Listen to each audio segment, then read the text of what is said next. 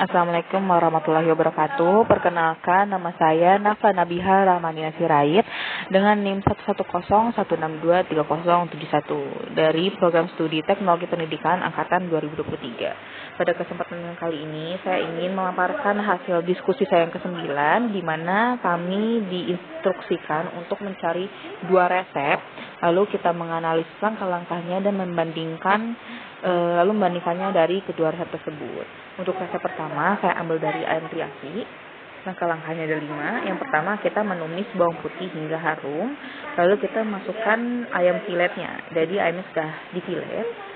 Lalu kita aduk sampai berubah warna dari menjadi kuning kecoklatan. Jika sudah masuk ke warna-warna mulai kecoklatan, boleh kita tambahkan kecap manis, saus tiram, saus terasi, dan juga sedikit air. Nah, lalu kita masak, kita aduk-aduk hingga kuahnya menyusut dan juga bumbunya meresap ke dalam daging ayamnya. Lalu jika sudah meresap, kita dapat mengoreksi rasanya. Jika sudah sesuai dengan lidah kita, dapat kita sajikan. Nah, untuk resep kedua, saya ambil mirip-mirip dengan resep pertama, ayam juga, yaitu ayam woku. Untuk langkah-langkahnya ada 5 juga. Yang pertama, kita harus menghaluskan bumbunya terlebih dahulu. Bumbunya ini ada cabai, bawang, kemiri, kunyit, dan juga jahe. Lalu setelah kita haluskan, kita tumis bumbu halus tersebut bersama daun jeruk, daun pandan, dan juga serai biar wangi. Lalu yang ketiga, kita masukkan potongan ayamnya. Jadi ayam ini nggak perlu difilet. Lalu kita aduk secara merata. Nah, setelah kita aduk-aduk, kita bisa tambahkan air. Lalu kita masak hingga ayamnya matang dan kuahnya itu menyusut dan meresap ke dalam ayam tersebut. Lalu yang kelima, sama dengan resep sebelumnya, kita mengoreksi rasa dari ayam tersebut. Lalu kita sajikan. Nah, setelah kita baca dari langkah-langkah dari kedua resep tersebut, perbandingannya itu dapat saya sorot. Yang pertama dari jenis bumbunya, di mana kalau ayam teriyaki dia tuh memakai saus instan, karena memang sekarang tuh udah ada ya saus teriyaki yang instan, kita tinggal mencampurkannya saja ke dalam ayamnya. Yakni teriyaki, tiram, dan juga kecap. Sedangkan untuk ayam woku, dia tuh harus menghaluskan bumbu tersebut karena memang mereka tuh menggunakan bumbu yang tradisional, yakni rempah-rempah khas Indonesia.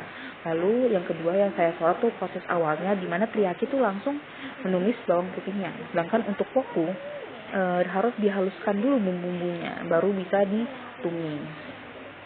Dan untuk teknik memasaknya itu, keduanya sama-sama menggunakan tumis dan juga ungkep secara sederhana, namun ayam woku lebih kompleks dalam komposisi bumbunya, dimana yang seperti proses awalnya itu harus dihaluskan terlebih dahulu.